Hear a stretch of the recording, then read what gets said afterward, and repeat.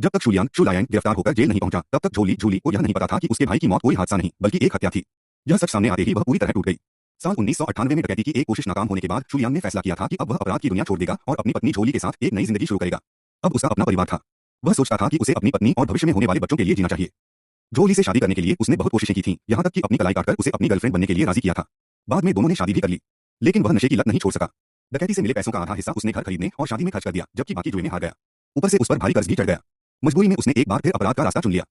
साल 2004 की नववर्ष की पूर्व संध्या पर उसने घर से यह कहकर निकला कि वह कूड़ा फेंकने जा रहा है, लेकिन असल में वह डकैती करने गया था। इस बार भी वह असफल रहा और घटनास्थल पर कई सबूत छोड़ गया, जिनमें वह पिस्तौल भी थी जो उसने गुआनमा काउंटी से खरीदी थी। जांच अधिकारी श्री झांझुन और उनकी टीम ने कभी नहीं सोचा था कि 6 साल पहले का डकैत और हत्यारा फिर सामने आएगा। पहले उनके पास कोई ठोस सुराग नहीं था, लेकिन इस असफल वारदात के बाद पुलिस को अपराधी का डीएनए मिल गया। इससे यह भी साफ हो गया कि आरोपी स्थानीय निवासी था, क्योंकि घटना नए साल की रात हुई थी और उस समय अधिकांश बाहरी लोग अपने घर जा चुके थे। घटनास्थल से मिले दूसरे सबूतों ने भी यही संकेत दिया कि अपराधी उसी शहर का रहने वाला था। इसके बाद पुलिस ने 20 लाख युआन या स्थानीय मुद्रा के अनुसार के इनाम की घोषणा की।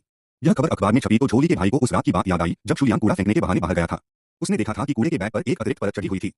उसे नहीं पता था कि उसके अंदर क्या था, लेकिन शुलियान के अजीब व्यवहार को देखकर उसे शक होने लगा। उसने सोचा कि अगर शुलियान सच में डकैती और हत्या का अपराधी है तो वह इस राज के सहारे उससे कुछ फायदा उठा सकता है। लेकिन उसे बिल्कुल अंदाजा नहीं था कि यही फैसला उसकी मौत की वजह बन जाएगा। शुलियान ने चालाकी से हत्या के बाद पूरा घटनास्थल ऐसा बना दिया कि वह एक दुर्घटना लगे। इसलिए झोली और उसके परिवार को कई सालों तक यही लगता रहा कि उसके भाई की मौत एक हादसा थी। आखिरकार साल 2017 में शुलियान गिरफ्तार हुआ। तभी झोली को पता चला कि उसके भाई की मौत दुर्घटना नहीं बल्कि शुलियान द्वारा की गई हत्या थी।